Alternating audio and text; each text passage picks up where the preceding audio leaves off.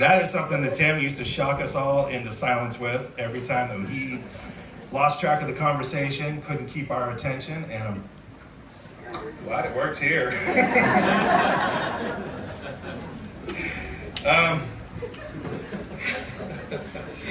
of broke from my what I had prepared here.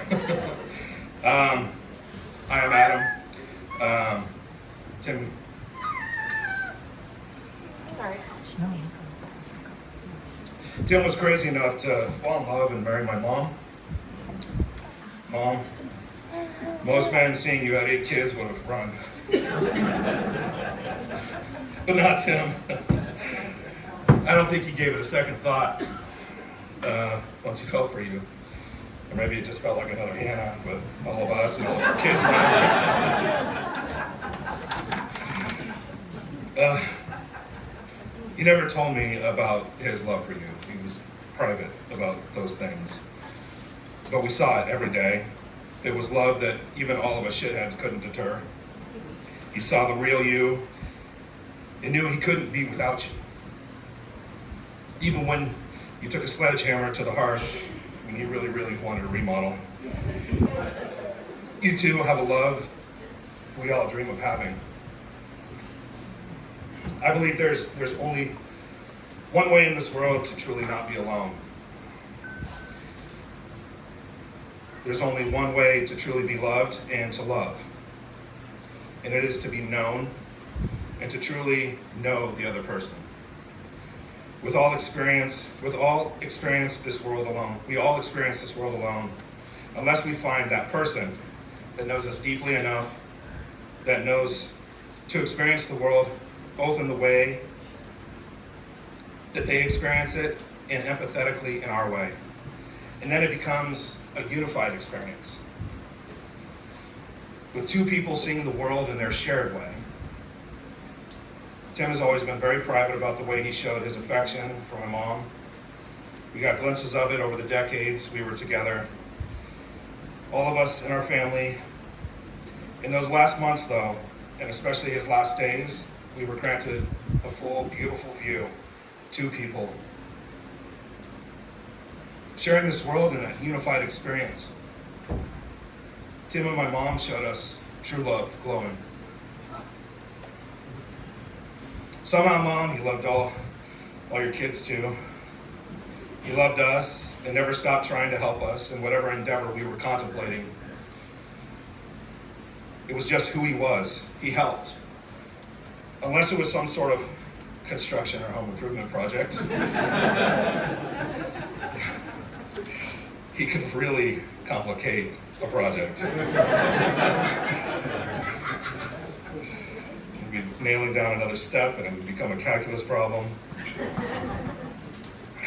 Jeez. If I remember correctly, my brothers and I waited for him to leave one night when we were remodeling our house. We laid, 1,000 square feet of hardwood floor, but we waited for him to leave just so that he wouldn't slow us down with his over-planning.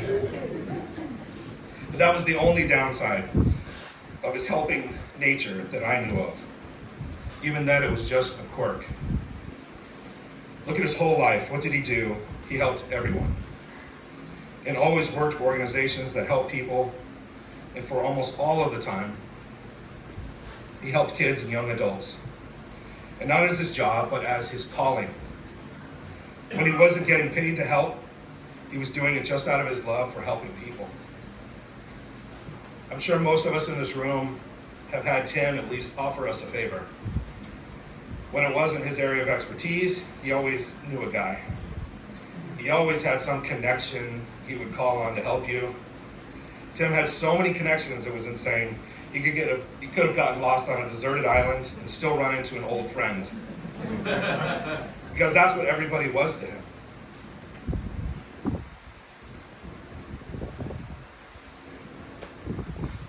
And now he made everyone feel like an old friend, even if he just met you.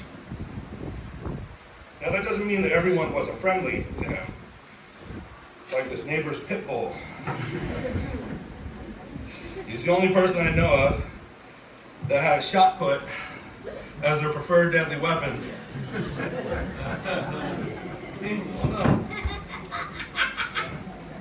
thanks. Yeah, great.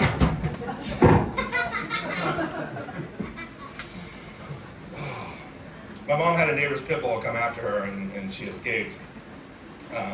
Tim, of course, heard about it right away.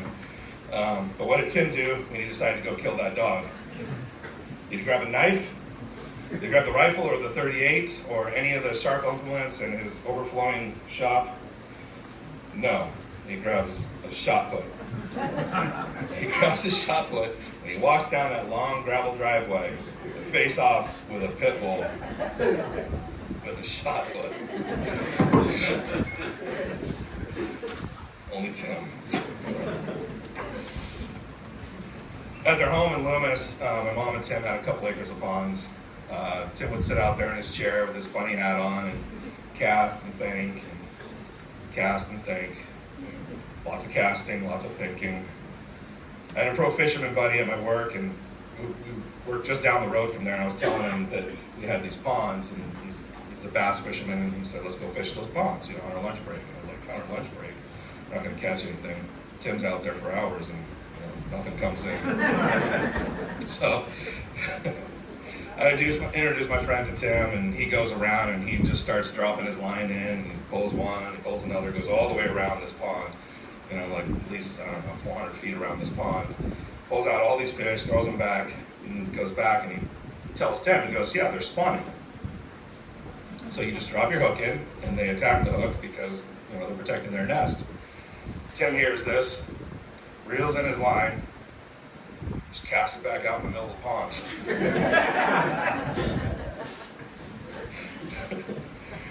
I thought it was kind of funny at the time, like he was being stubborn or he didn't care about the fish, but he actually didn't.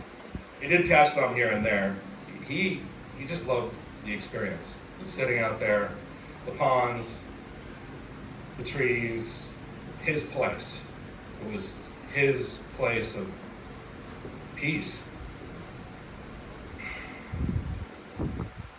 He just loved the experience, and he really lived that way every day. Building something with him or doing something with him was always so much about the process, but not as much about the process as much about the experience that he loved. I have a enlightened buddy who likes to tell me enlightened things.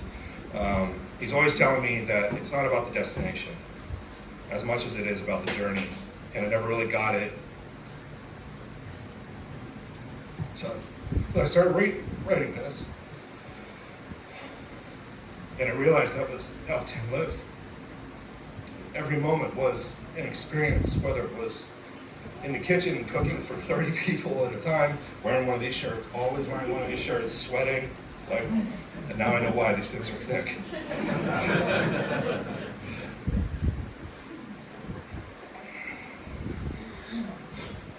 Second to my mom, I think the thing that Tim loves most is family. He was so anxious for family events, for everyone to arrive, Christmas, Thanksgiving, birthdays, lots of birthdays. And he would ask, when is everyone coming?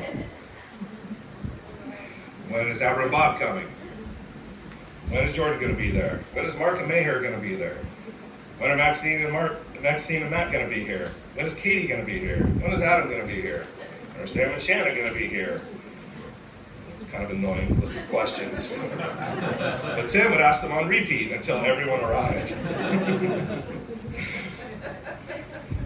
But it was really just aching to make everybody's day and experience and time better.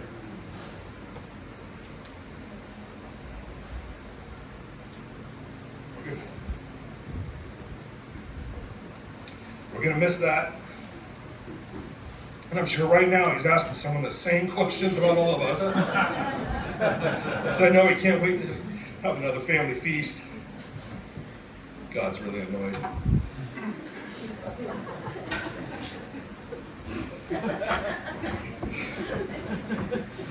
Trying to be serious here. When he did arrive, everyone would hear right away as they walked in, what would you like to drink? What do you need? What would you like?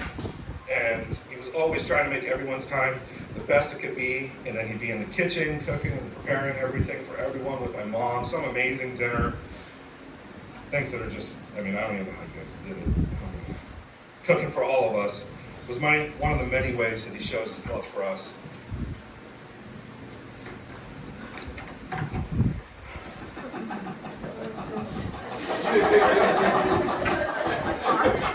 That's perfect.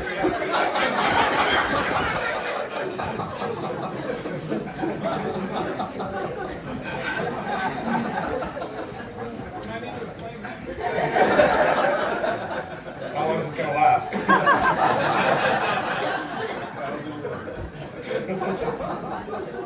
You're supposed to be the serious Tim was a hero. At the very least, he is to me. And I believe he is a hero to many, many others. But he wasn't a hero to all of us in just one act. He was a hero to all of us for at least one act for each of us. He didn't land a passenger jet safely on the Potomac for hundreds of people. He loved that story. But he did land many of our Cessnas for each of us at least once. Tim spent 30 years devoted to Hanna Center. He loved that place. But when it came down to it, he did not hesitate to put his career, his livelihood, and his love for Hanna on the line to help just one person. He went up against supposed friends and unknown enemies, and the organization itself, just to do what was right. He lost big and he won big. Hanna fired him for doing the thing as validated by the whistleblower lawsuit he won, doing the right thing.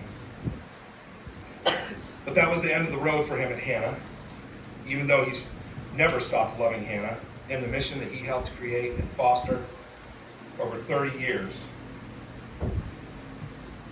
I hope they honor him properly.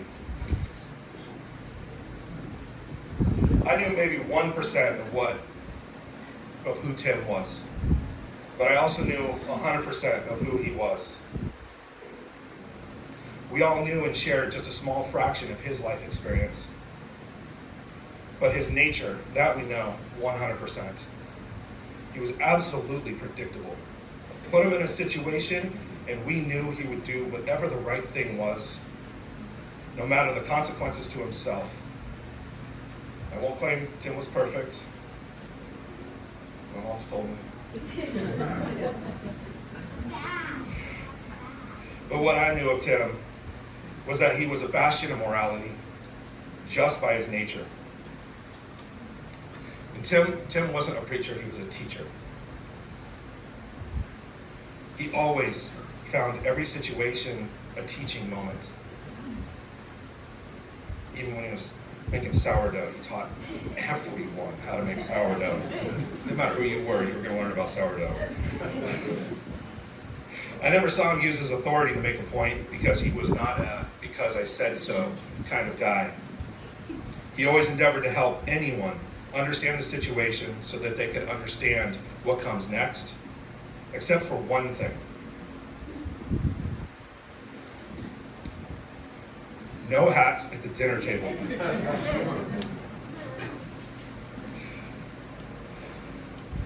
But I might just wear my hat at the table for the rest of my life in hopes that it piss him off enough to come back and tell me to take it off. Tim wasn't a good guy. Tim's a great man. We love you, Tim.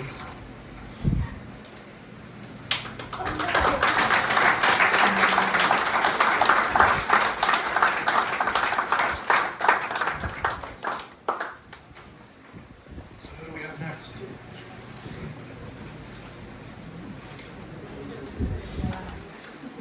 Joe, would you like to say a few words?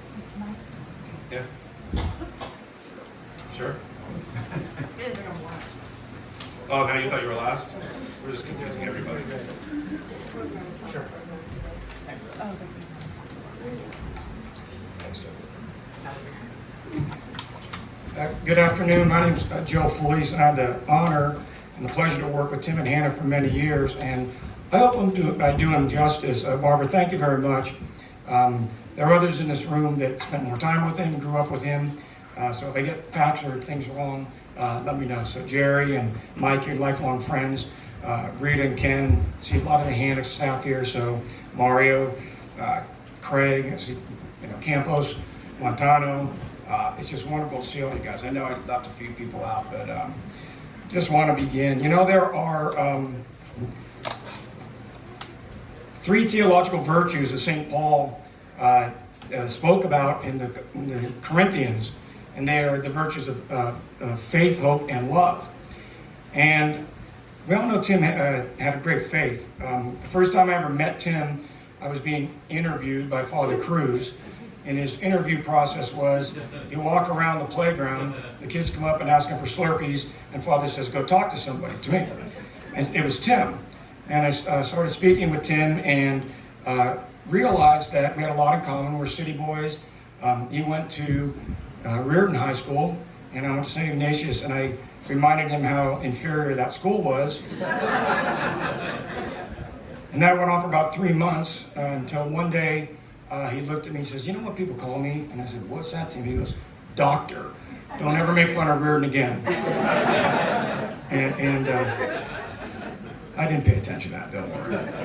But he was a man of great faith. And the last time I saw him, we were talking, and he was resigned, as everybody knows. It was very beautiful.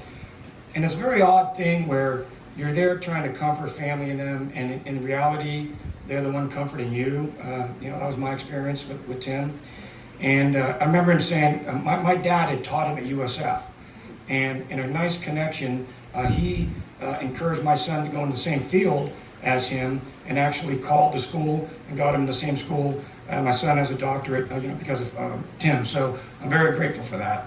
But my point is, we're sitting there, and he goes, yeah, in a couple weeks I'm going to be sitting in your dad's class again, just like that. And I thought, that's a really beautiful thought and a very, very, great gift to me. My dad had an influence on his life, and he had an influence on my life and my son's life. So I want to thank Tim for that very much, Barbara. The other is, second virtue is hope. And I don't have to go too far with that. Tim was full of hope. The motto of Hannah is, or was, Haven of Hope. It was a place where kids could come and grow. And in my opinion, Tim was Mr. Hannah. The 30 years he was there. He developed the clinical program, the Phoenix program. I'll get a little bit further into that later. So he was obviously a person of hope. But the one linchpin in the theological virtues is the gift of love. And St. Paul says, you don't have faith and hope if you don't have love. And just want to kind of read this, and oops, wrong glasses here. St. Paul tells us, love is patient, one of Tim's great qualities. Love is kind, is not jealous.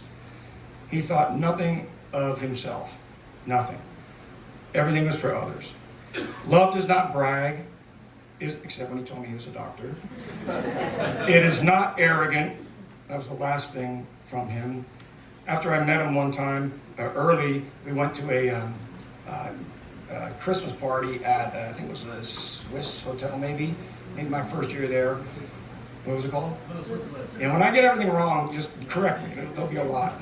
And we'd known each other for a couple months, and right in the middle of the party, I see him and Rob Thomas diving on the dance floor doing the worm. And I'm thinking, hey, this is great. This is our clinical director. I like this guy. So I don't know if any of you remember that event, but that's a true story. He does not act unbecomingly, always proper, except for the Christmas tree picture. Does not seek its own, didn't have a selfish bone in his body. Is not provoked, does not take into account a wrong suffered. And Adam, you handled that beautifully. So thank you. When he was kind of kicked to the curb there, he handled it with complete dignity and integrity. Does not rejoice in unrighteousness. And my favorite with St. Paul is he rejoices in the truth. And that's what Tim was. Tim was a person who was principled and in full of the truth. He was always searching for the truth. He loved Hannah, obviously. It was his second family. He loved his family dearly, enough to drive 200 miles a day to work and back every single day. he didn't take himself seriously at all. I don't know if you guys remember that one time with Bridgie, he was at a game. I mean, a lot of inside stuff here, so sorry about that. And I guess he stood up and the guy behind him said, "Sit down, Torpedo Head," if you guys remember this. And he had the hat, Torpedo Head on. Do you still have that, Barbara? I thought you might have that. Loved his family, fiercely loved his country. He was a patriot. Very painful what happened to his son, but he used it for good as a Gold Star member. He used to go to the thing every year.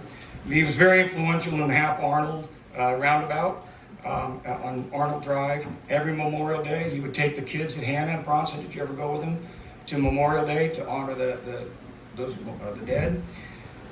And he loved the Army. And one year, there was an Army Air Force game, Wayne, I don't know if you recall this one, and they bet on it. They bet $1, because Wayne, let's just say Wayne didn't make a lot of money at Hannah. And they bet $1, and Air Force beat Army. So, Tim, okay, I'll pay up. So he comes to work the next day, and he hands an envelope to Wayne, and Wayne, do you remember what happened? He opens the envelope, and there were 100 pennies glued that said, "Go Army." So, even in defeat, he was holy with that. He also, like I said, never lost his cool, and he loved being with the boys. There was another story. Father and I and a few of the people, we used to go down, and unfortunately, there were numerous funerals for the Hannah boys over the years. I think Father was in Vietnam, so Tim went with me one time to one of our students, Ricky Timms, I don't know if you got, yeah. And we are in this neighborhood, which, you better lock your car. And we were in, it was not a church, it was kind of a funeral home. And let's just say we didn't fit into the room. And so Tim and I are sitting there, and it was like a revival. And the pastor came in, and he's chanting and talking and all this stuff. And then he looks up and he sees me and Tim, and he comes right up to Tim and goes, "You know, we do not allow any police influence in this room." And Tim, being very cool, looks at him and says, "I'm with him, talk to him." I go, "Tim, what are you talking about?" He goes, "I didn't know what to tell the guy." But anyway, so, he's never lost his cool, always had the right thing to say. Yes. He loved our staff. Like I said, he built the program. He could always kid with the staff. Kuala one time had Montezuma's Revenge, and Tim went in the bathroom and took all the toilet paper out because he knew he was going to go in there 3 or 4 times, so he had that kind of sense of humor. Yes. He loved being Santa Claus for the boys. Every year we'd have a vigil, and at the end of the vigil, the kids go back to their house. They're going home the next day, and he'd drive around with the firemen delivering all the presents to our kids. So he was really a second father to our kids. I don't know if you remember all those events at Bronson also, but it was a very, very touching, and he loved doing that. So, and the goat thing, Barbara, I remember that. I don't know how we got into that, unless he got paid a lot for it. Was it judging of the goats? I didn't think so. Oh, good. Interesting. And he used to travel around the world doing that, didn't he? Yeah. But anyway, so I just wanted to say a couple of other things. He was, as I said, a man of principle. Through it all, he followed Mother Teresa's message, which I'm just going to quote for you for a second, because he had a lot, it wasn't all easy for him, obviously. And Mother Teresa tells us, God does not require that we be successful, only that we be faithful. And Tim was both, and I think that he heard the words of Jesus at the moment of his death.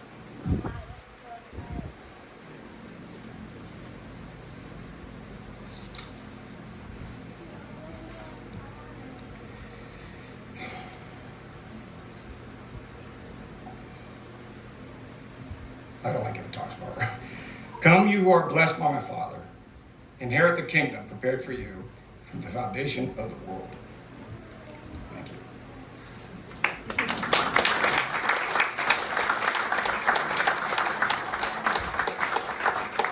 I do have a short video that was not on the program.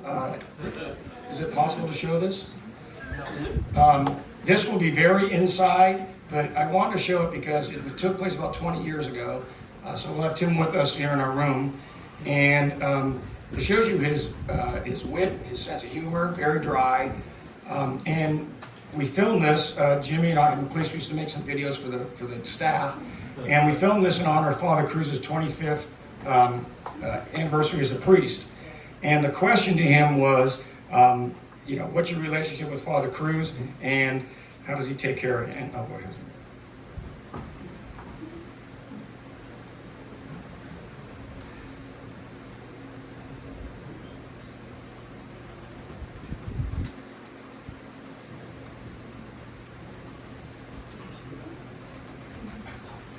I apologize for the impromptu, but I think it was really cute and it's appropriate here. Wait, is it that one? Yeah, just press it. So this is the question, what's your relationship with Father Cruz like?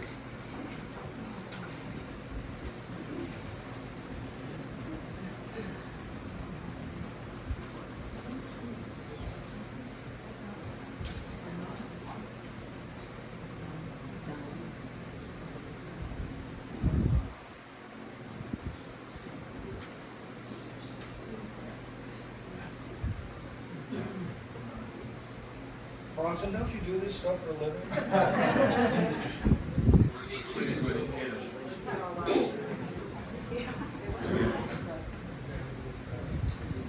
Well, I'm glad that you asked me for some input. Certainly have known Father for many years and had many great experiences with him. I've actually spent the last week since you asked me this to try and come up with some examples of the great experiences. But I do have a few that come to mind. They aren't exactly great things, but they're things that we have to talk about. I mean, look at this office, for example. I've been asking Father for years, because I go up to the corner office upstairs, and he's never there. It seems like a perfect place for me. I could have no, I can't do that.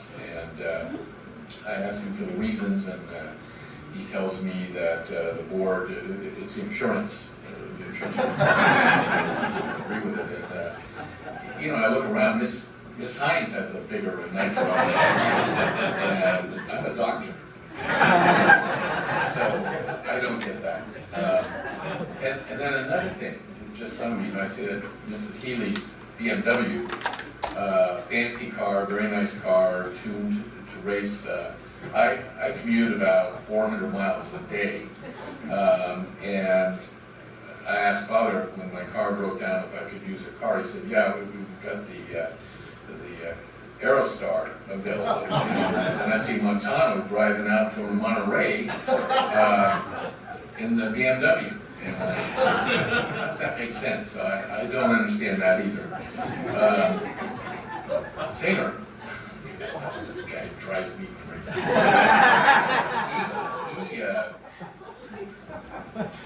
I found the other day, he's got this building his little empire with the Cokes and candy for the kids. And of course, everybody likes Mr. Singer because he's got the Cokes and candy. I asked for a refrigerator for my office so I could have some Cokes in here. But no, I can't. That is too much of a pull in the electricity. And Mr. Singer's little cards, and he's got misspellings on there. So he spells birthday BIRFDAY. That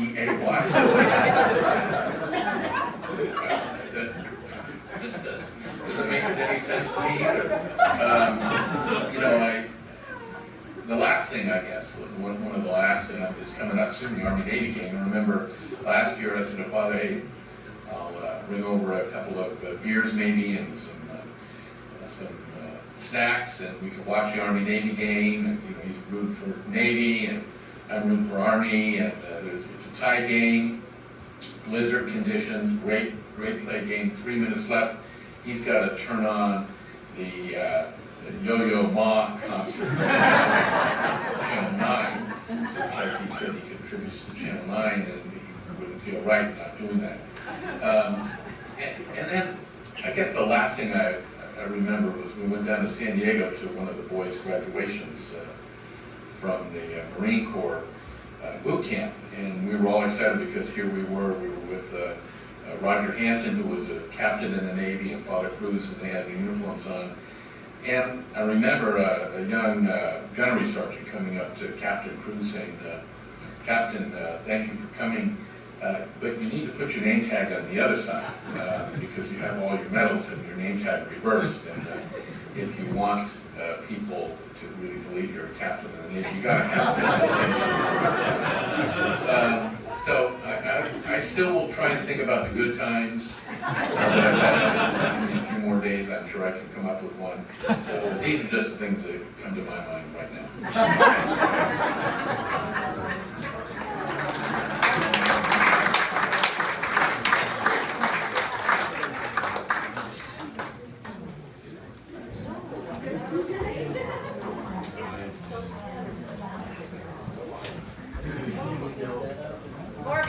More videos. Who has more videos? I think next we will have Don Sebastiani come up and. Nope. Oh, Mike. Sorry, Mike. It went out of order, so I wasn't sure who was here.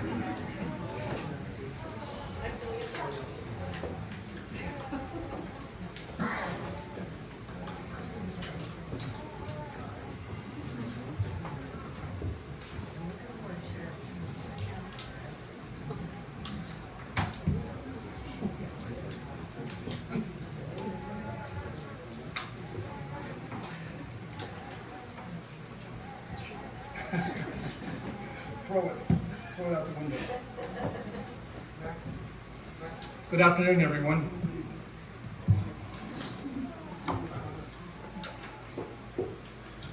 Sorry for the rather raspy voice. I'm either coming down with a little laryngitis or I'm going through my second puberty. Apologies in advance for not being more extemporaneous with my remarks. I needed to render all my thoughts to the written page so I don't forget to include everything about Tim. Can you hear me back there? Yeah. Okay, good. My name is Mike Maravich, and I had the privilege, along with Larry Nibby, Mike Nylon, Jerry Barshelt, Frank Ramazano, and others, to know Tim since grammar school. Timothy John Norman.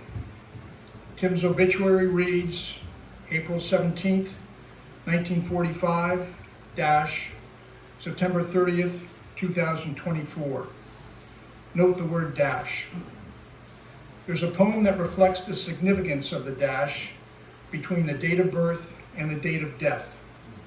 If I may, I'd like to read a few stanzas from that poem. I read of a man who stood to speak at the funeral of a friend. He referred to the dates of death on the tombstone from beginning to end. He noted the first date of the birth and then spoke the ending date with tears. But he said what mattered most of all was the dash between the tears. For that dash represents all the time that they have spent on earth. And now, only those who loved them and knew them know what that little dash is worth. All of us gathered here today knew and loved Tim. Each in our own special way, we're part of Tim's dash and know what that little dash is worth. That said, I'm going to comment on that part of the dash that I knew. Tim loved to laugh and more often than not was cheerful, so I'm not going to be too melancholy in my remarks. As mentioned, some of us here started out with Tim at Epiphany Grammar School located in the Outer Mission in the Excelsior District of San Francisco. From Epiphany, a select few were chosen to enter Reardon High School.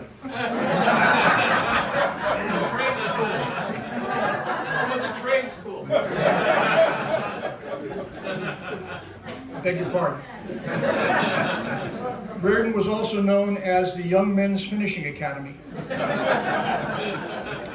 Others in our class at Epiphany were shuffled off to St. Ignatius High School. Apologies to those who didn't grow up in San Francisco. That's a little inside Catholic school rivalry, but it's true. And you know it, Joe. I was sent to St. Joseph's Seminary in the Mountain View to become a priest. After a year, it was determined that was not my future career direction. So I entered Reardon as a sophomore, and Tim and Larry Nibby helped me orient to my new surroundings. From high school, many of us ended up attending the University of San Francisco. Be it in grammar school, high school, college, or his professional career, Tim was always at the front of the class. He was well-liked, affable, had a good personality and nature about him. Tim had a sincere interest in bringing people together. He was a leader. A recent example of this was the 60-year reunion for our Reardon class of 1963.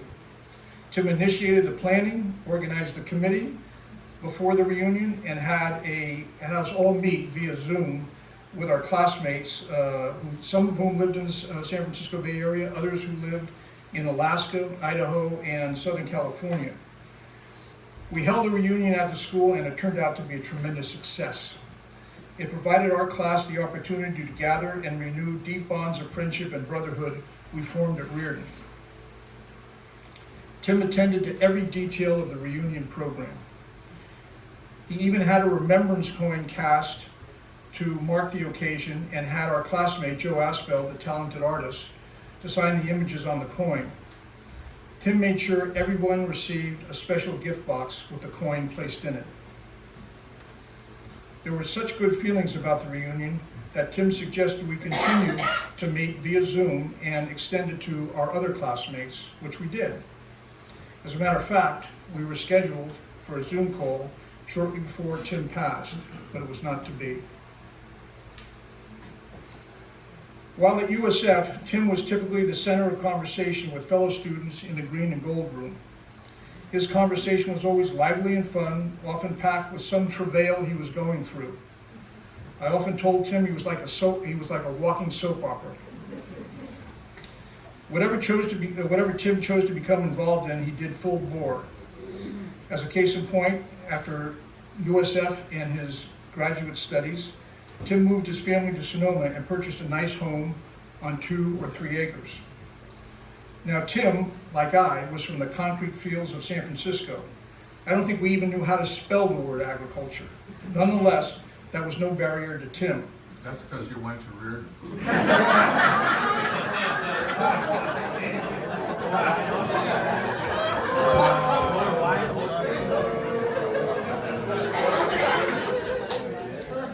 Yeah, that's true. We didn't have gardening at Reardon, as they have at St. Ignatius.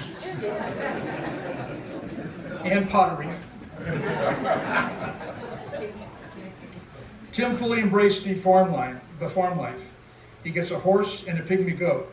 Mind you, not one pygmy goat, but a corral full of pygmy goats. And he gets into the pygmy goat scene big time. And apparently there was a pygmy goat scene. He actually becomes, quote, a pygmy goat judge and travels all over judging pygmy goats. So, Tim invites me and my family to visit him. I tell my sons, Matt and Neil, that we're going to visit Sean and Kevin and Colleen Norman at their ranch in Sonoma, and they have farm animals. We arrive, Tim shows us around, proceeds to tell us all about the goats, and then he's into judging them. Somewhat puzzled, I asked Tim, what exactly does a pygmy coach do other than say, yep, that's a goat? Highly insulted, Tim launches into telling me about the intricacies and finer points of pygmy goat coaching. That conversation didn't last long. I mentioned Tim knew how to engage people. This was especially so with the ladies. As I remember, Tim always seemed to be falling in and out of love. One week a heartbreak, a few weeks later, another. I remember in grammar school, Tim used to ask me if I thought a certain girl liked him, and would I ask her if she did. My response, Norman, absolutely not. You ask her yourself. That said, with his crew-cut hair, his 6-foot-something frame, all-American good looks and personality, Tim did okay. However, there was one weakness in his armor. And I don't know exactly how to put this other than to say that Tim would never be selected with Dancing with the Stars. He had feet of cement. I think we're in the 8th grade and had a either a class or a teen club dance coming up, and Tim was excited about it, but anxious. Problem, the cement feet. I had a little rhythm, so Tim asked me if I could teach him how to fast dance and could we practice. He comes over to my house and we go down to the basement where there was a rumpus room. I turn on the radio and show him a few dance steps. Okay, he thinks he gets it. He's still having trouble and says the only way he can really learn to dance is with a partner. Now this is true. He says, why don't I be his partner? Norman, that's not happening. No way I'm going to dance with you. Tim gets flustered and embarrassed. So I suggest he grab on to a doorknob that could serve as a substitute partner. Well, he got no better. And I left that whole experience pitying the poor girl and all future girls who he had asked to dance. At Reardon, Tim and I played football and ran track together. Tim was a hell of a shot putter and one of the best in the city in Northern California. He was inducted into the Reardon Sports Hall of Fame because of his shot putting prowess. As well, Tim was a class officer all 4 years, senior class president, block club president, a member of the sodality, on and on and on. Tim was truly a leader. In terms of football, Tim made the varsity as a sophomore playing fullback. By the time we were seniors, Tim was the starting fullback, and I played linebacker and on the offensive line as a pulling guard. Now, I think the football gods got something wrong. Tim was 6'2 plus, 220 pounds, and I was all of 5'9", if that, 165 pounds. He wore number 66, he wore number 33, and I wore number 66. I would open holes for Tim that you could drive a truck through. Tim would take the handoff and thunder for a 1-yard gain and a crack. He had not outgrown his cement feet. I'd regularly remind him of this, and Tim would always deny it, but now I've got the advantage because he's not here. Some of you may remember that Tim loved to play the role of matchmaker, and you may have been recipients of his matchmaking skills. While at USF, Tim suggested that I call a girl he knew. He said she was cute, had a good personality, grew up in St. Anne's Parish, and went to Presentation High School. Now, I was shy around girls and hesitant to take Tim's suggestion, but he kept badgering and badgering and badgering me to call Janice Hemingway and ask her out. I finally mustered the courage. 59 years later, that girl that Tim introduced me to is my wife. While going to USF, Tim, Kent Eagleson, and I ended up working and living at the San Francisco Boys Home under the direction of Brian Cahill and Monsignor Armstrong. The Boys Home was a 12-bedroom mansion, formerly a residence of one of the San Francisco archbishops, and was located in the heart of the Fillmore district. 40 boys from juvenile court were placed and lived at the Boys Home. These teenagers had problems and typically came from unstable single-family backgrounds. Tim himself came from a single-parent family. He never talked about it or dwelled on the fact that he and his brothers Terry and Jim did not have the advantage of being raised in a 2-parent family. Mrs. Norman was a wonderful single parent, and Tim was a terrific son. Tim's experience at the Boys Home was the basis for his interest in helping people, especially at-risk youth. This motivated him to pursue a doctorate in clinical psychology. In turn, Dr. Norman, as has been mentioned, became the 30-year clinical director of Hannah Boys Center, along with setting up his own counseling practice. More recently, Tim served as the clinical supervisor and valued colleague of the agency Side by Side and its North Bay programs. Side by Side serves young people who've experienced emotional challenges.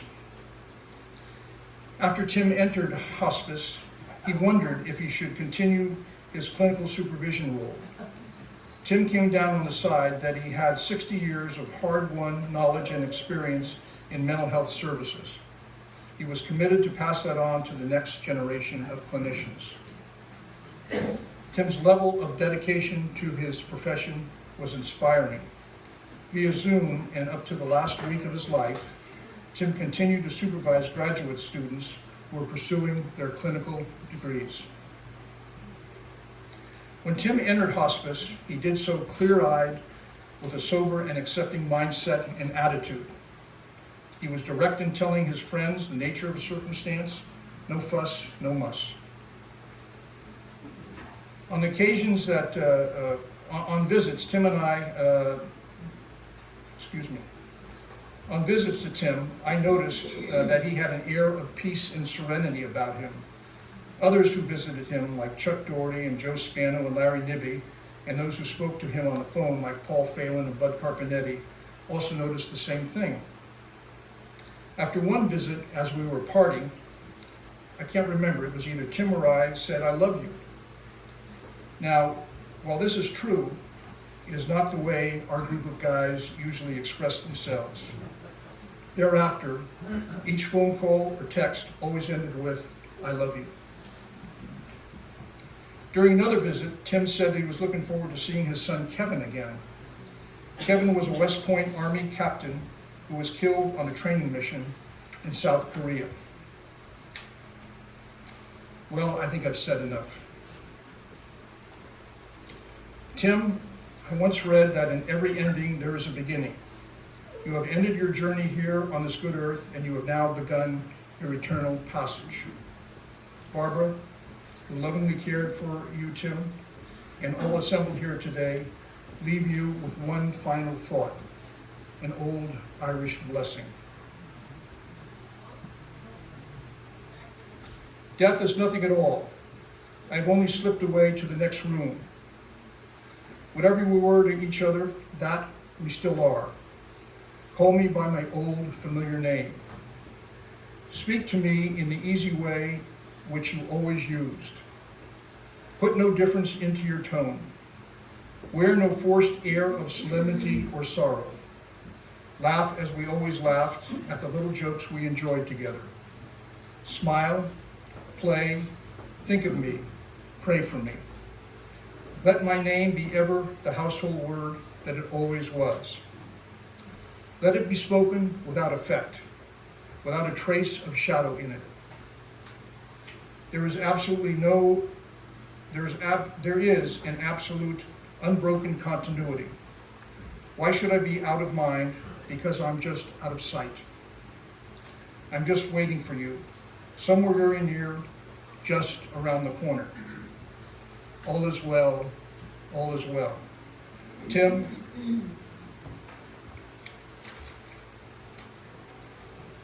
until we meet again, may God hold you in the palm of his hand.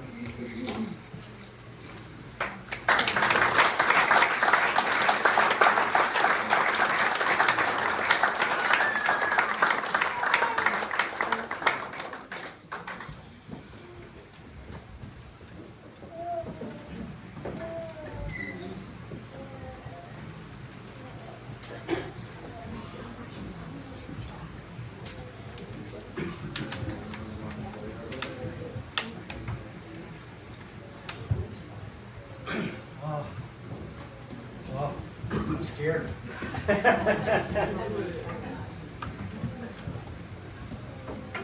Thank you, Barbara, and thank you all very much for this honor. And I really do mean honor. The only thing challenging my honor that I have in being up here today is a little bit of fear after the acts that I'm going to have to follow. So many good things and so many obviously accurate things and time-tested things about Tim have been said by people who have known him for a long time, through his whole life. And I'm here in I'm the closing act, so I'm here in a much more junior role. Please put up with me here. I won't have as many old-time stories, or I don't have maybe even the great elocution or the humor of some of my predecessors, so please bear with me. And once again, thank you, all of you. Thank you, Barbara and family, for allowing me this opportunity. This is a really great honor for me to be up here. My name is Don. I do live here in Sonoma with kids and grandkids, been here forever, with the exception of one thing that deserves to be said. After all this S.I. Reardon talk, you're looking at a 1971 graduate of Bellman College Preparatory. But I'm surrounded by, I'm behind enemy lines, not just here, but in my own family, et cetera, friends, co-workers, et cetera. I did go to a college that some of you may have heard of. It has a connection, a little tiny liberal arts college in San Francisco. It's up on the top of a hill. It has a very unusual name for a university. It's known as SI with ashtrays. I went there for 4 years as well. The term Dr. Norman, I remember hearing the term Dr. Norman and thinking about that. There's so many different thoughts that kind of flow out of that. My connections with Tim really are only as friends. We had some, obviously, connections with our kids going through school and different things. Obviously, connections with Hannah, which were a great honor for me.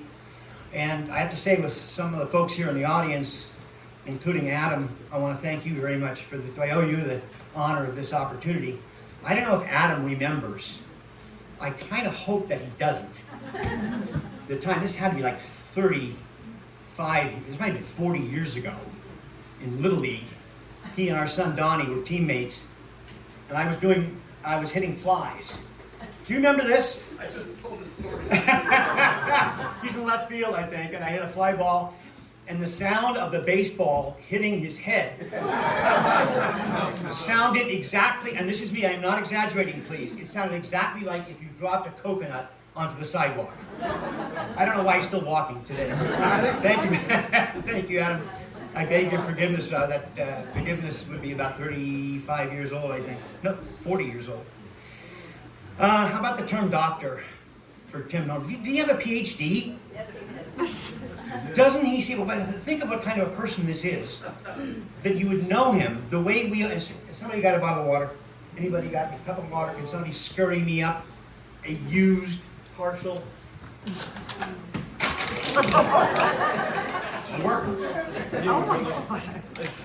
Oh, that's great. Thank you.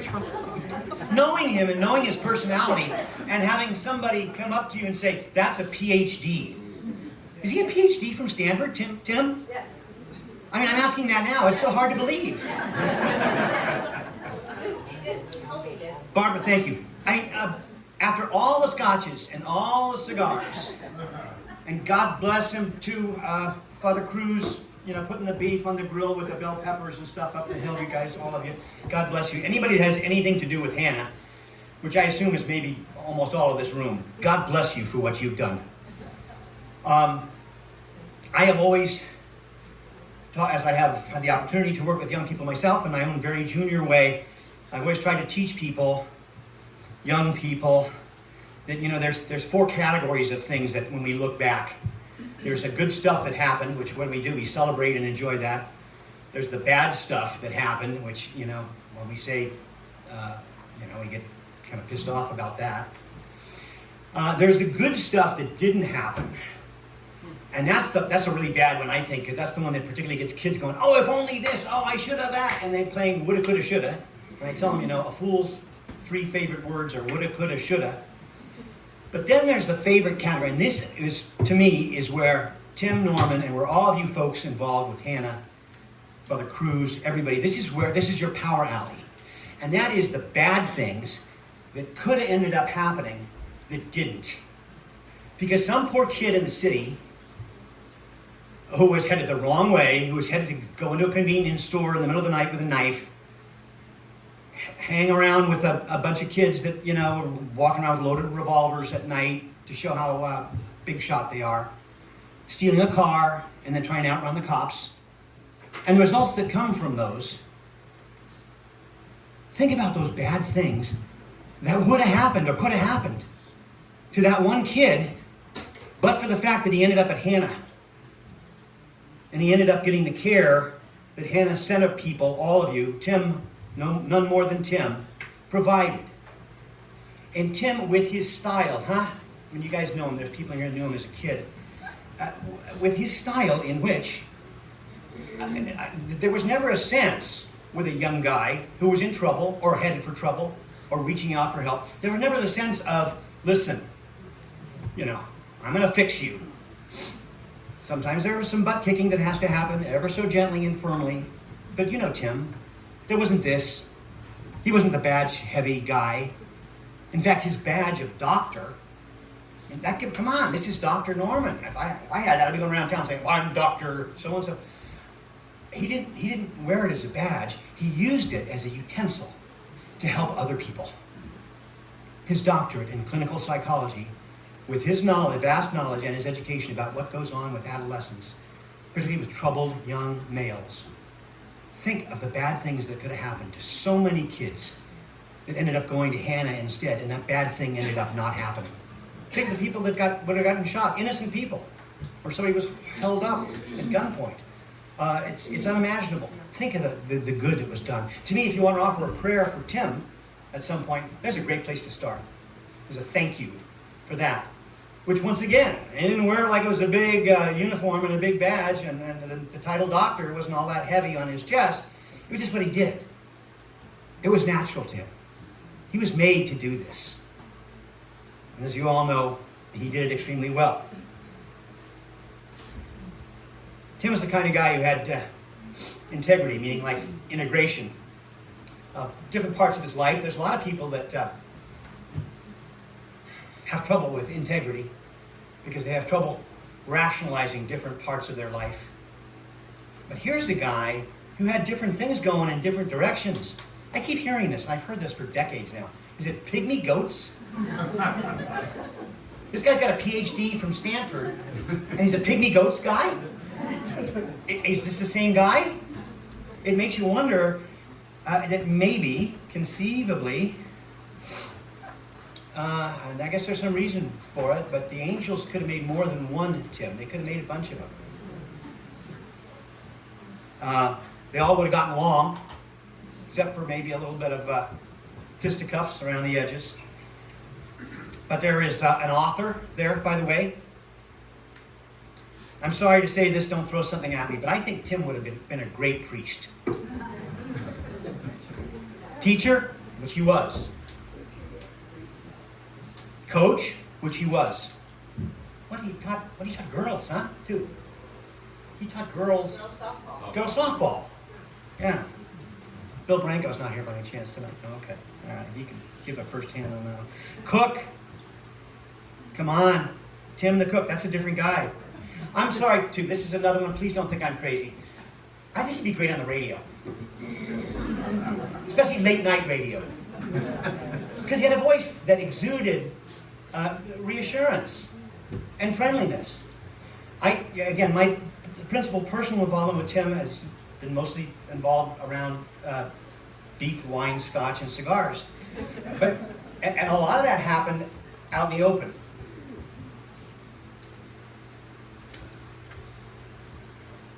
When Kevin died, we started meeting up near the cemetery. He brought the scotch and I brought the cigars. And we had a meeting up there that could have been called friendship, it could have been called community, or it certainly could have been called prayer. It was a bunch of things wrapped up into one. But we were outside. It was on pleasant evenings. And we'd find a place where we could scoot up against the wall. And you felt, and I had this elsewhere too, I've had this at Hannah, and I've had this with Hannah people too, that you can be outdoors, or you can be in a very boring kind of non-distinct place, and still feel like you're in kind of a really cool room. There's a sense of place that follows some people. And Tim had that with me. I mean, I've gotten together with Tim over the years in some fairly boring places that wasn't even a place. But you always felt like you were in a nice room or a nice home or a gorgeous building. You always felt like there was pleasant surroundings around you. Did you guys ever have him say, I look like a cop? Did you ever hear that? I look like a cop. I love that line. First of all, it's true. And secondly, if you made a bunch of different Tim Normans, which arguably the angels could have done to cover all these bases. One of them would be a cop. No question.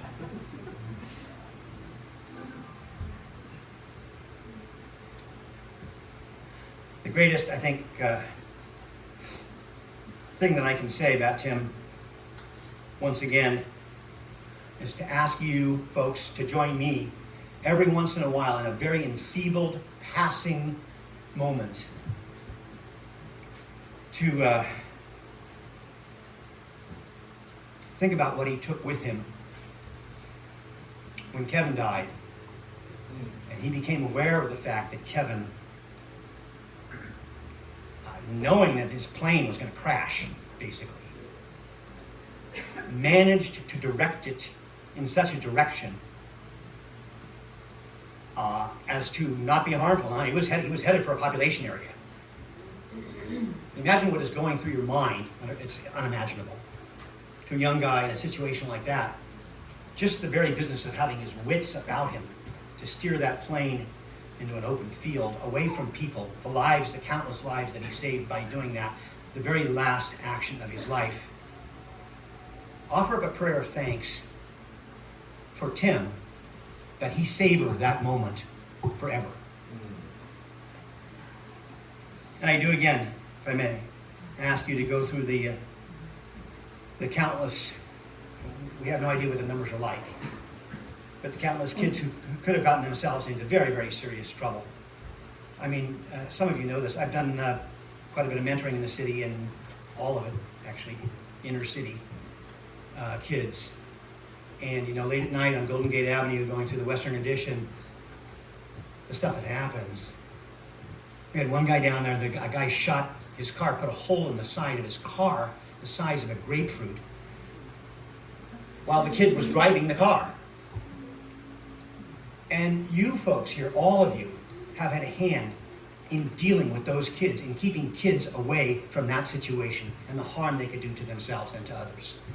I would urge, if I could please, very humbly ask, that you take that and put that in the prayer basket too. That all the guys that Tim probably never even realized what kind of an effect he had on a certain kid, who probably was, with Tim, was probably a complete pain in the butt.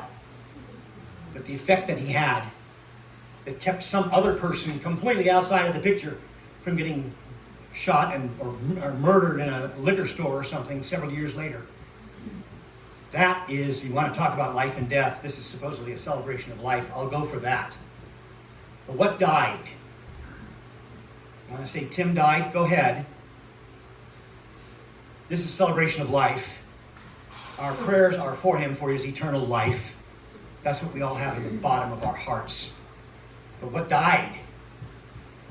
What died was those kids that had ideas in their mind of becoming the biggest big shot in the gang and going around with a loaded revolver all the time. What died was the kid who said, you know, I'm going to go out and steal that car. Or I'm going to go into that liquor store with a knife and hold that place up. I'm going to be a big shot. I'm going to steal more laptops than anybody else. Those ideas, for a lot of kids, and all these kids that came up here to Hannah, those ideas died at the hands of Tim and at the hands of everybody who's involved in Hannah Center. God bless you all, and thank you very much for your relationship with Tim. God bless you.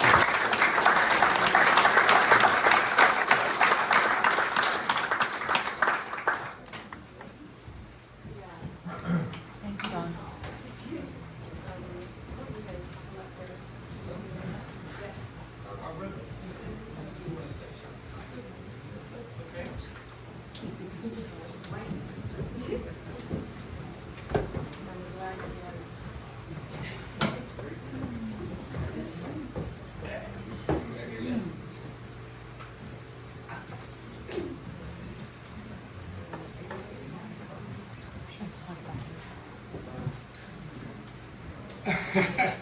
So I'm Mike Nyland.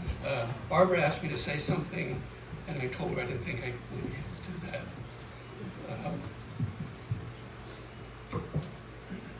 You know, all of us Excelsior boys from Epiphany, we all ended up someplace together in the end. And we make fun of our schooling, even though Reardon was a trade school and SI was a much better place. I don't think Reardon had Latin, but Tim, I met Tim We were probably 7 years old, sitting on a bench in the schoolyard of Epiphany, and a seagull stole a sandwich. So I shared my sandwich with us, and that's where friendship started. And we were together for 8 years. The one thing we didn't want to let Tim do was play basketball with us because we had glass backboards. And Tim had a bullet of a shot, so he wasn't allowed to get the ball to shoot. And he did make the one mistake, when he went back and forth, but he ended up going to Reardon and had some good friends there, right, Mike? And I think Mike remembers that my mom and my father and his father were at every single game screaming out the numbers, embarrassing the hell out of them. And one thing I do remember, Tim did like girls, and he always had a different date. And my father would be working out in front of the house, and he'd holler across the street. Mike would be double dating with Tim, and my father would holler across the street, "Hey, Tim, that's not the same tomato you had with you last week." In his real Mission District accent. They went to dances together. It was a real community. And, I had dinner with Tim the night before he passed, actually. And, he wasn't feeling really great, but he was Tim, as everybody said. Humor, stories, talking about pastimes. But what he did do, and his son is unbelievable, the next morning he phones me. He says, "I'm not going to make it. And I want to say goodbye." And that's the day he passed on. And that was typical Tim, a friend to the end. And that's about it.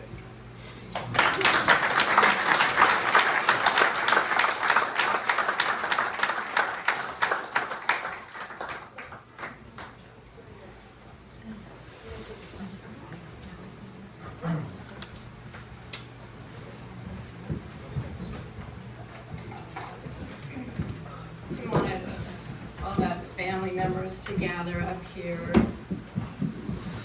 Roger, anybody, come on. I just have a few things to say about Tim. Everybody said everything. Adam took one of my favorite stories about always wanting to know when somebody's going to arrive, and I finally, in the end, have to go to him, "I don't know," because he wouldn't let up. One of the other flaws that Tim had was I'd be working in the kitchen or doing something, he'd be in the garage, and he'd call me on his cell phone.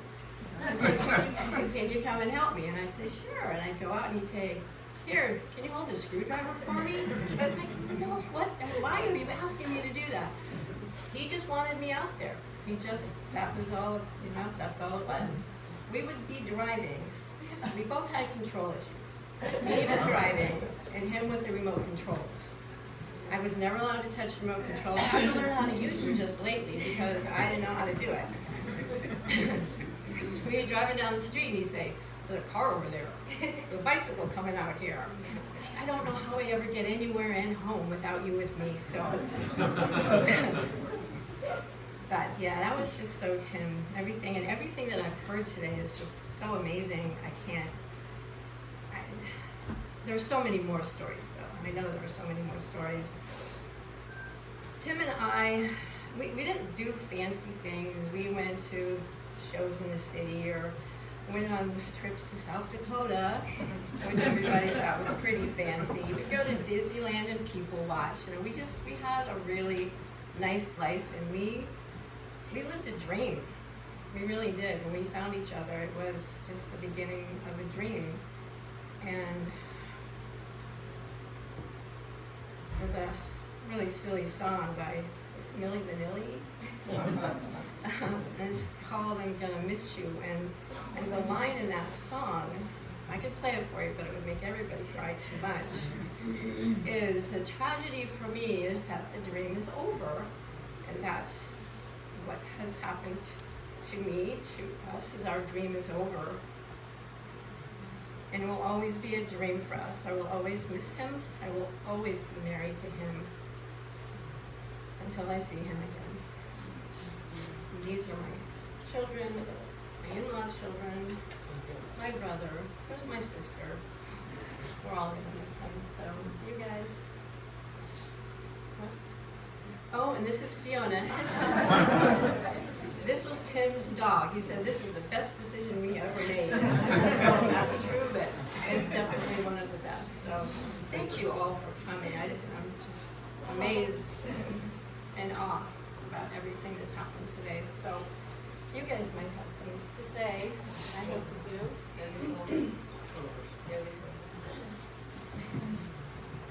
My name's Mark, and I'm the youngest, and I just had just a few things to say about Tim. The first thing was I will always remember how genuine and honest he was. Like, he liked anybody. He liked everybody. He got along with anybody. But he could, there were some people that he disliked. And you had to be a real Richard in order to get him to dislike you. And you knew if that was you. Odds are none of them are here today. And he was also just a generally uplifting presence, as has been said already today. He was always there to make other people feel better, even when he was, in the utmost pain or dire situations. When he first announced his diagnosis, it was sad, and that was the second time I ever seen him cry. And worse than hearing my baby cry. And, but, we had a nice dinner and we had a good time because Tim wasn't there to bring anyone down. He was there to make everyone feel good. And then he went on hospice, and I remember he was still having a good time somehow. He told Matt, the pro golfer, hey, I'm not going to be able to give you that golf lesson. So, and then when the tumor burst and he was in excruciating pain and, everyone was gone, he was letting them all know. He was helping them all out. He was just helping them through it, right? And then he calls me his drug dealer because I was the one administering the morphine that first day. He's just always making jokes, always helping people feel better, even when he's staring death right in the face. Truly brave and courageous man. The last part I want to talk about is football. I was a football player in the family, and when he came around, I was maybe a couple years into football. 8 or 9 years old, I was playing this one game. This team is known for their option sweep, and they make it all the way down to the end zone from the 1 yard line on this play. I'm the defensive end. They're coming around on my side. I get past the first blocker, the second blocker, the third blocker, and I take down the ball carrier. And there's a million plays like this that I've forgotten. But of course, at the end of the game, or maybe it was halftime, something like that, Tim comes up to me and he goes, wow, you made it past all those guys and you took them down. I haven't seen anything like that before. Good job. You did such a good job. And after that, football became so much more than having fun or even winning. It became about making Tim proud. And, even as I kept playing, it didn't matter. I didn't even care if we lost anymore, because if Tim was like, you did a good job, it's like, well, I did my part. Tim knows that I wasn't part of the equation that lost us the game. He knows. He knows all of it. And that eventually just led into, how I wanted to live my life. If, I could live my life and know that Tim was proud of me, that's all I ever wanted. From him, at least. And I think that's, a lot of people feel that way. So many people look up to Tim. We all looked up to Tim, and knowing that you thought you did good was the best feeling.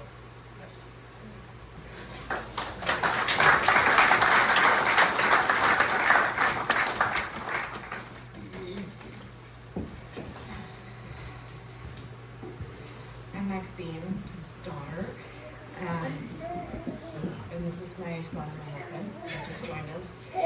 I just have a few words. Everyone keeps saying that. But I was lucky enough to have Tim as my father. He made me a better, stronger, more successful person. Everything he ever did was for somebody else. He was always there for all of us through thick and thin. And we're gonna miss him a lot.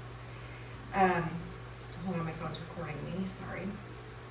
So,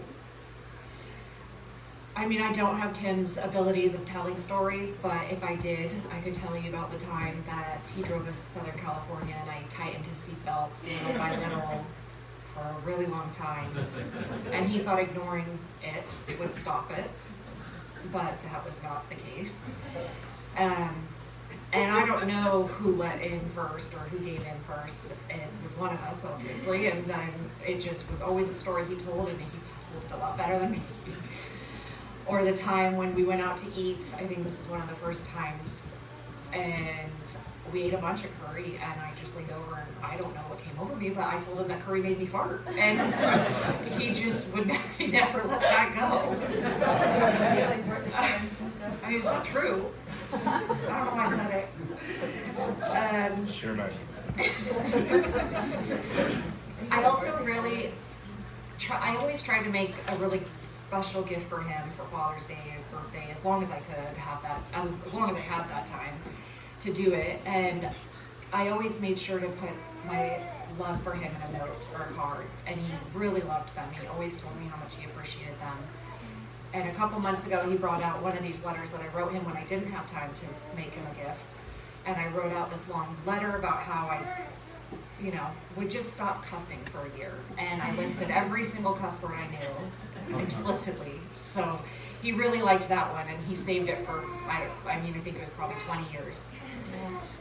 And I just wish he was here for his celebration because he would love this so much, and all of you guys. So thank you so much for being here.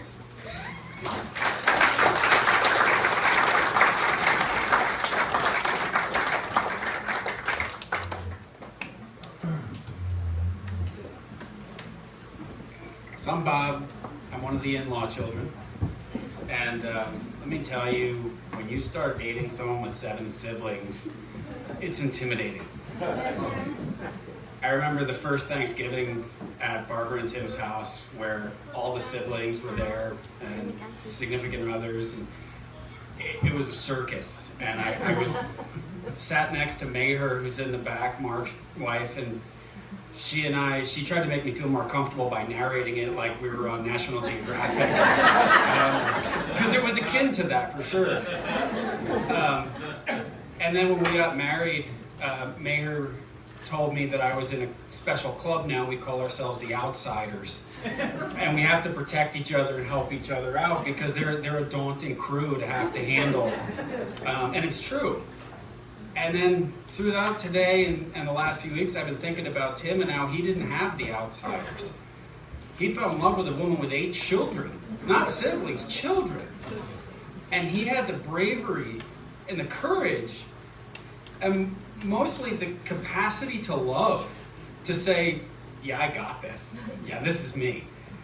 He's the OG of the Outsiders, and I will always respect him for that. And the one story I want to share is about his capacity to love and the way that he loves his family.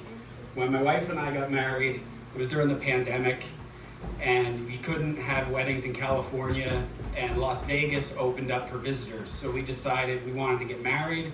We're flying to Las Vegas, we're gonna do this. So we hired a company called On the Spot Wedding that took us out to the desert, and we had the wedding in the desert, and we invited Barb and Tim, and they said, sure, we'll come. It was 118 degrees in the desert. And we're young and in love, and we're hiking, and the officiant says, there's a spot about a half a mile up the trail that's beautiful, you're gonna love it, and we're just holding hands and hiking up this trail, and I turn around and I see Tim, and he looked like a tomato in a dress shirt. He's leaning against a fence post. I thought he was gonna have a heart attack right there. And we look at each other, and Abra says to me, she says, I think this is a good spot right here. But he would have rather keeled over on that desert trail than take an ounce away from us on our wedding day. And that's the selflessness and the love that he expressed to everyone in his life, throughout his life. He is a beautiful man, and he'll be sorely missed.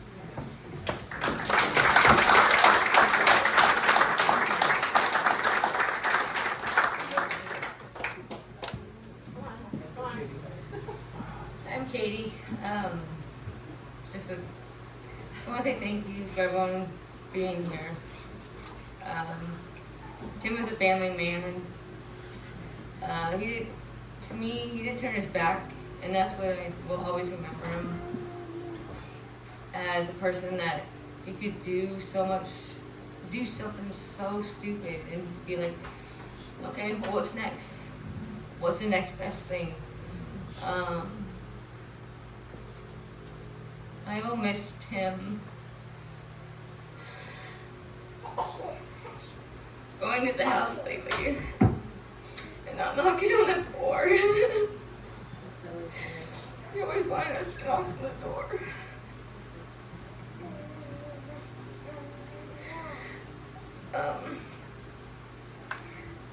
Living with Tim and my mom up in Loomis, those memories, that's just, I think that's all I have lately.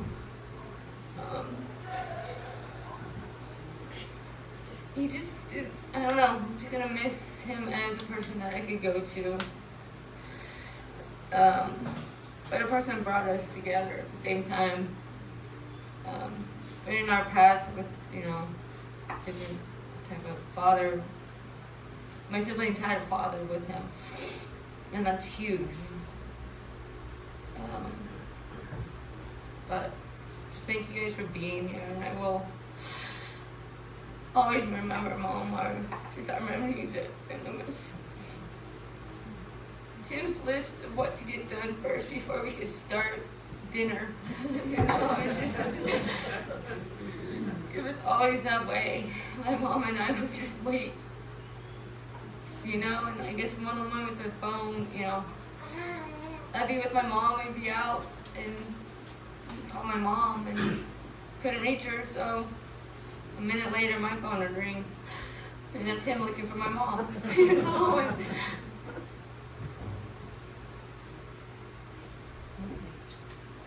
was a good guy. Always love him. Thank you.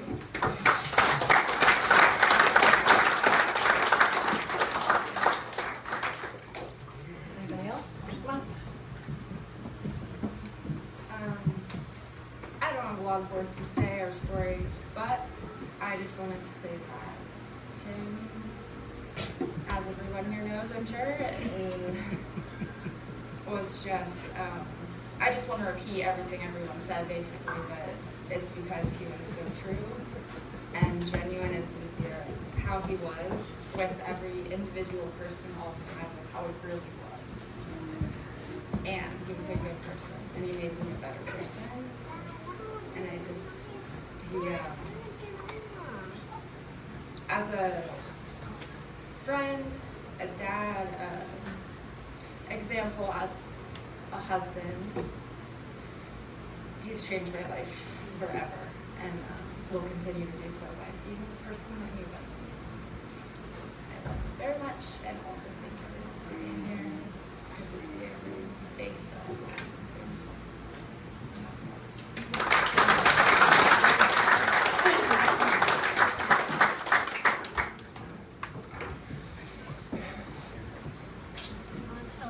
Does anybody think it's funny how this all turned into a bit of a roast?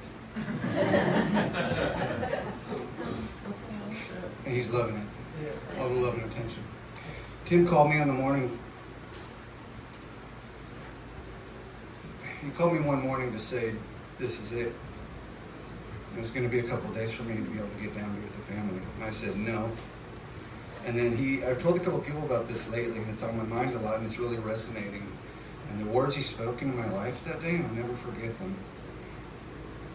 It reminded me, I keep telling people, it reminded me of a biblical patriarch putting his hand on his sons and blessing them and telling them and speaking into their future. And now today, and hearing from everybody and all his friends and people that knew him for a long time, that man was a patriarch here. And the effect and the ripple effect he had on so many people, and the way Don's talking about what isn't going to happen, and the things that he stopped by being who he was. And somebody else said something, it was you, Adam, said it wasn't his duty, it's just what he was, it's just who he was. It was just natural, all organic. So, yeah, that's all. Thank you. Yeah, and I'll never need to buy a piece of tackle or a fishing pole again because he blessed me with all his stuff. Thank you.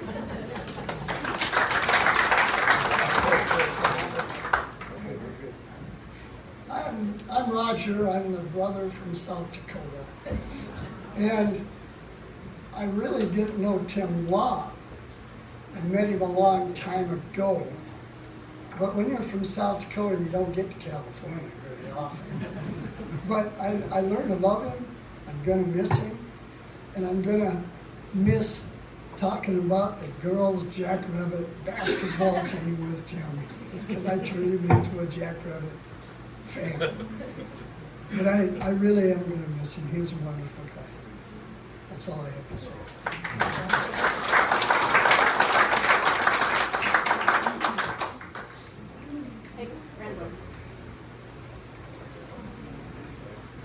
Hi, my name is Talon. I'm one of Tim's many grandchildren. We call him Papa. He was a big beacon in my life. I think I'm a good example of some of the many young men that he's helped. For me, solutions have always needed to make sense. There was never something that somebody could tell me, and that was just the way it was. And he helped me in that sense. I remember it perfectly. We were on a drive on Highway 12, a little past Cundy Winery. And he and I always loved to talk about psychology. I was really interested in everything that he had to tell me about it. And we were talking about how certain drugs that promote neurogenesis can help with fighting depression. And he explained to me that that's why he doesn't like the word depression. He calls it learned hopelessness. And I've taken those two words, learned hopelessness, and I've used them to have a feeling of control in my life since then, and I will never forget it. He was like a second father to me. I'll never forget him.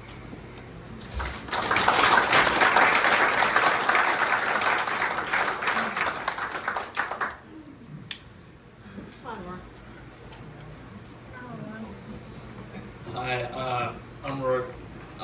I'm also one of his grandchildren. And I don't have much to say except that he was a really amazing grandfather, and I wouldn't have wanted anybody else to be my grandfather except him. Thank you.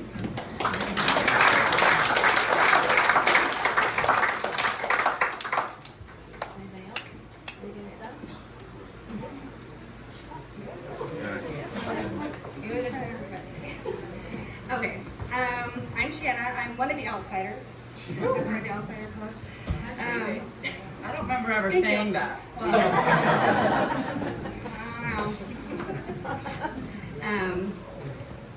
what was it, like 11 years ago? Barbara and Tim opened up their home to me, and I rented the granny unit. And months later, like, me and Sam started dating, and I wouldn't let him sleep in the unit. I actually made him sleep on the couch inside the house. Because my thought was, I really wanted Tim to respect me. Like, I didn't want, like, I really thought of Tim such like a fatherly figure that, you know, I just didn't want him to think of me any less. And so Sam's on the couch.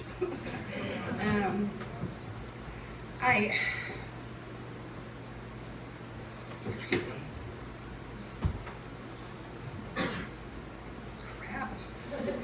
This is hard. When me and Sam started planning our wedding,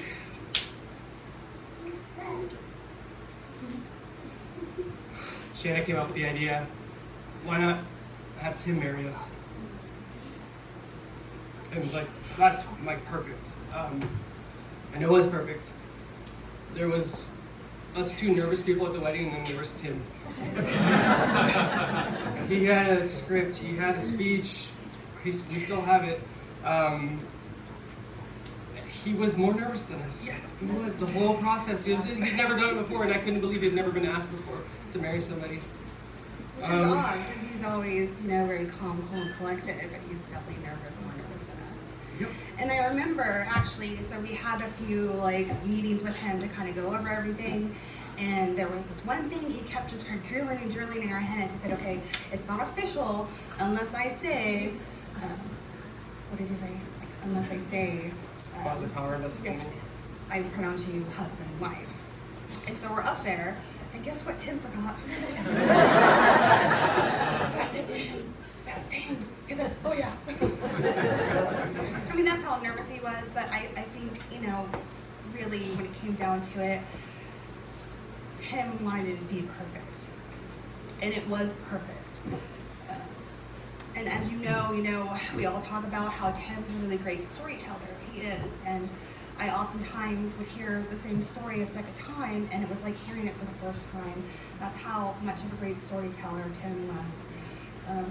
So I'm really blessed and honored to be a part of this family, and all of you, and the outsiders. And I thank you all for coming. It was really nice to hear some other stories. Thank you all.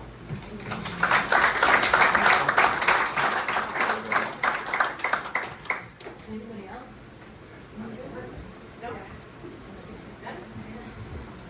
So, these people are the people that make me know that I made the right choice. And I think Tim thought the same thing. He made the right choice because they've all turned into wonderful people with his help, a lot of his help. Tim and I went through some tough times, really tough times, and we supported each other, we took care of each other, and we made it through all the bad, all the good, and this is what we have to show for it. And all of you, this is just the way it was supposed to be. So thank you. If anybody wants to say anything, tell a story about Tim, because we know there's stories out there. Feel free to come up. Listen, one more thing. The day that he did come to the house and he rang the doorbell in our front house, our front door, and no one showed up, he did come back. He persevered because we never used the front door. We didn't answer We the never front rang. door. Nobody rang the doorbell, so he came around to the side garage and he walked came over in. the lumps of laundry things. He walked through our family, our lives. And Yeah, he persevered. He did turn back around, which you could have, but We could keep you here all day with stories, but we're not going to. So, thank you. thank you guys.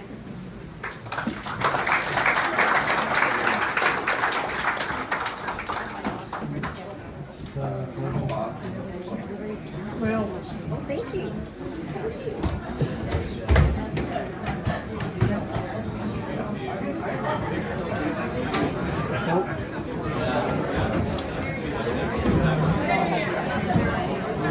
Hello, everyone. My name is Pamela McMillan Milton, and I first met Tim when I was a teenager, and he was one of the mentors for St. Andrew's Teen Club. And so I met him, several times in my teenage years at the teen club. And as a teenager, I had a lot of feelings of unrest and questions and, what's going to happen in life and how are things going to turn out. And I would talk to Tim about these things at the teen club. And he never gave me any direction or advice, but he sat and listened. And, he nodded his head and said, yeah, and, listened to what I had to say.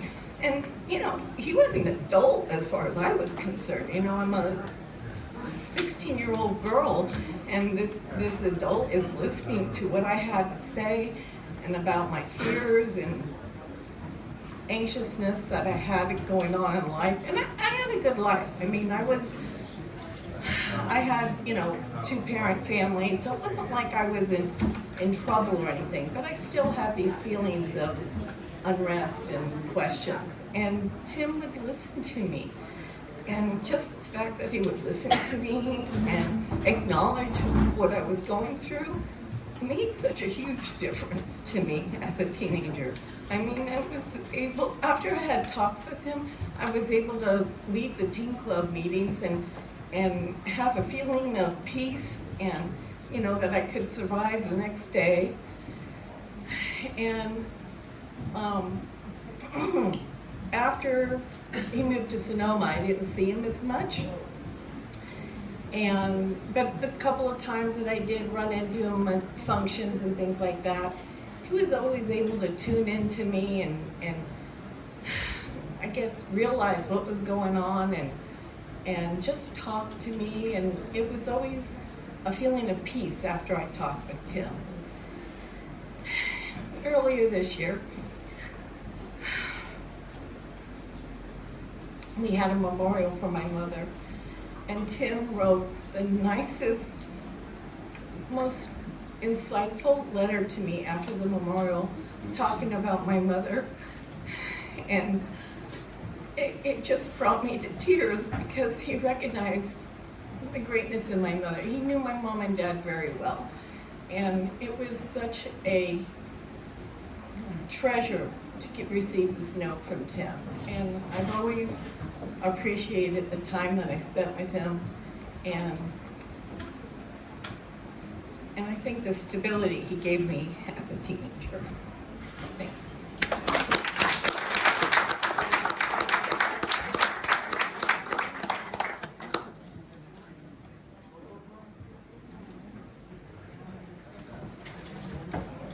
Hi, my name is Chris Wolverton, and my wife Miriam and I are from Southern California.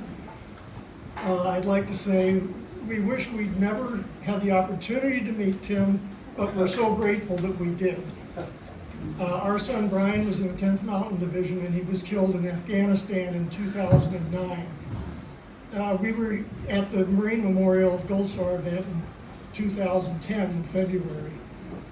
And when it was time for the banquet dinner, we were kind of wandering around looking lost. And Tim invited us to sit at his table. And there was instant connection and friendship from that point on.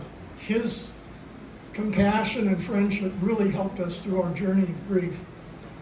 And our other son, Michael, he attended Sonoma State, so we had many opportunities to come up here and spend time with Barbara and Tim, and we cherished every minute. Tim always made sure that we raised a toast to the boys. That was very important to him. Thank you.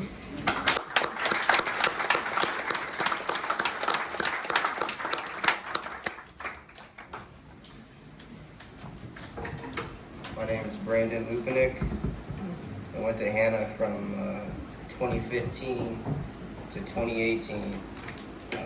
Tim left Hannah in 2017. I had a counselor. I've been through counselors a lot in my life. From Little Rock, Arkansas. I left my counselor because I didn't really enjoy talking to him. I didn't feel a connection, so I didn't really want to talk to him. So I moved on to Dr. Norman, who was my new counselor. And when I first met him, he was super calm, very caring, made you want to talk to him. And you know, when someone knows everything about your life, at Hannah, you don't have a choice about, you know, what they know about you or, you know, how much information. It's kind of intimidating sometimes, but that's not the feeling I got from Tim. I'd always go shake hands with my teachers, as you see here, who are my past teachers, and I'd always go and try to find Norman to get that good, strong, firm handshake. I used to play a lot of sports. He's good friends with my dad. Me and my dad are outsiders of our family, so to say. So seeing my dad have a friend, it's super cool. He's always sitting next to my dad at the basketball game, so, you know, it was cool watching them during the game, looking over and seeing them two sitting next to each other and cheer. It's cool. Out of the 24 years of my life, other than my dad, is one of the most respectable men that I've known. That's why I decided to come here today. I couldn't miss it. I've never been to a funeral before, in between my family, so I wanted to come see Tim one last time. A funny story, I don't really have many, but I was so honest with him. I remember one time he asked me, he says, "What are you thinking about right this second? What's making you upset?" I said, "You and my dad have the same mustache."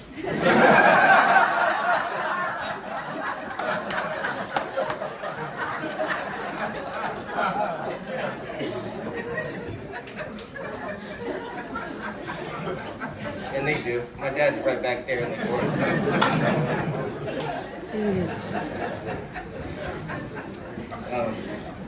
I heard a couple people say that they've done some crazy things and that they were going to be judged for it.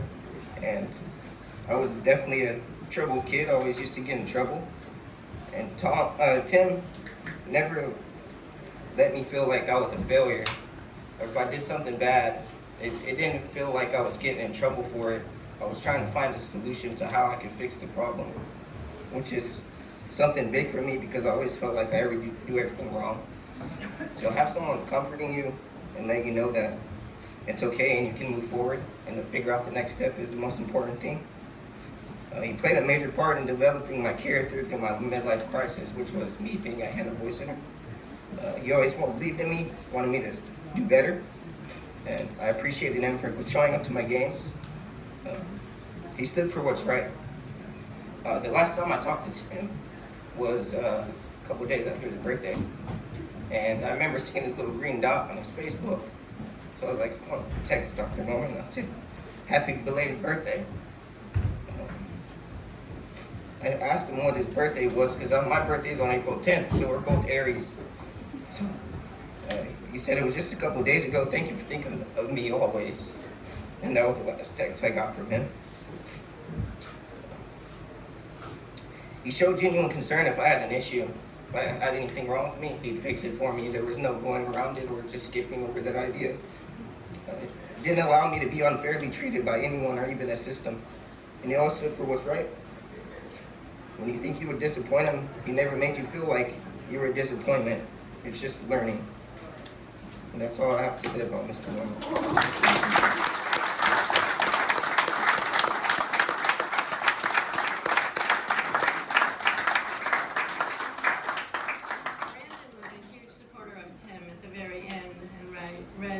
He wrote a very amazing letter in support of Tim at his last days at Hannah Center. And I thank you for that. He was always so proud of you.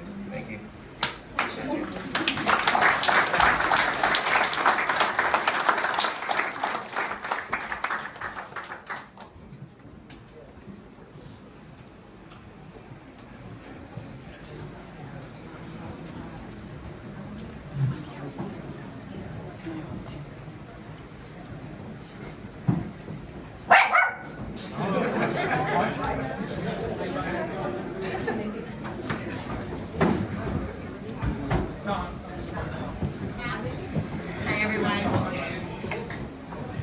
Short. My name is Denise Mendoza, and I worked with Tim at Side by Side, and I just want to share a few words. Tim was at Side by Side for about 5 years. We started our relationship. He supervised me. I was right out of grad school, and in the last 5 years, somehow he coached me into becoming his supervisor. The last few, when he got sick, the last few years and especially the last few weeks, we talked a lot about him continuing to work while going through this process. And the one thing that he kept saying was that he continued to find joy in teaching the kids. And he wasn't talking about clients, he was talking about the staff. And that really was the thing that brought him a lot of joy, telling stories, the staff learning from him through his stories. And I just want to share one of the last stories that that I will carry with me, because we talked a lot about who would be filling his position once he stopped working with us. And he couldn't tell me who he thought might be the person to fill that role, but he shared who he didn't want to fill that role, and he threatened to haunt me should I decide to hire anybody that was on his no-go list. And as I continue on that process, he's still guiding all of the stories in the last few weeks that staff have been sharing. They're going to continue all of the stories that you guys have shared with us. We've also been hearing them for many years. I know a lot of you just through his stories. So I want to share that and just let you know that those stories are going to continue. Thank you.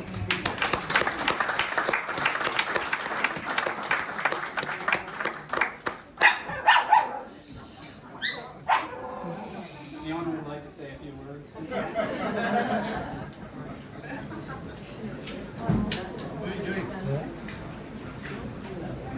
Thank you, everyone.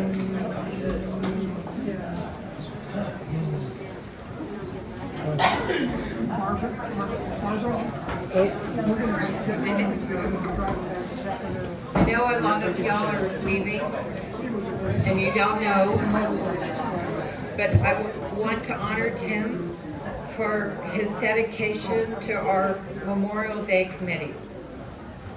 So I'm not a veteran, but I've been on Memorial Day committee for many years, and Tim has always shown up there for us and totally dedicated and one of the kindest people I have ever met. And he was always there to present the Gold Star banners. So just to add out a shout out for a man that would be so greatly missed everywhere. Thank you. Thank you.